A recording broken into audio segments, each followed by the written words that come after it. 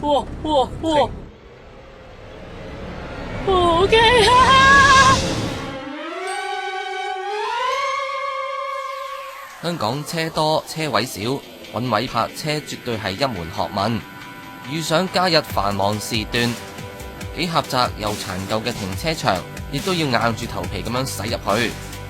喺佐敦德興街嘅伊利停車場有黑洞之美譽，全因裏邊狹窄昏暗，堪稱地獄停車場之首啊！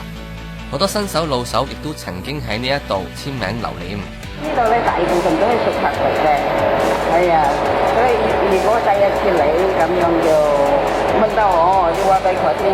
呢次就揾嚟著名漂移車手阿 James 教授大家3大心法，順利攻破呢一個地獄停車場。德興街呢屬於單線單程路，但係路邊經常泊滿車，要駛入去狹窄入口已經甚有難度啦。入口嗰度呢，我覺得好窄啊！嗰個入口即係好似一道大少少嘅門咁樣，但係我要塞架車落去咯，所以呢個係好驚嘅。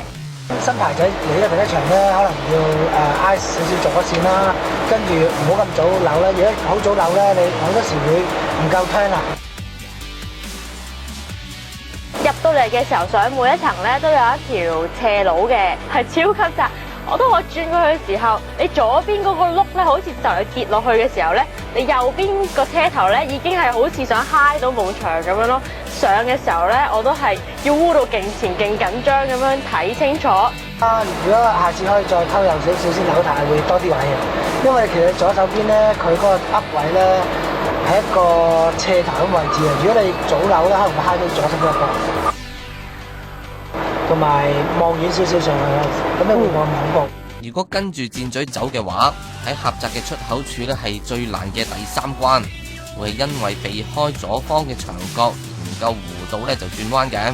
咁左前方同埋右後方好易就撞到牆啦。James 呢就話只要對車身呢有所掌握，基本上夠偷位都可以駛離出口。用一個複雜一啲但係相對安全嘅輕鬆方法。喺繳費處嗰一層先駛入旁邊空位，再倒車以 U 型嘅方式，到後架車去到本來係駛去上層嘅斜坡，之後車身已經完全修正好，就好容易離開停車場啦。有咗呢3式，遇到地獄停車場都唔使怕啦。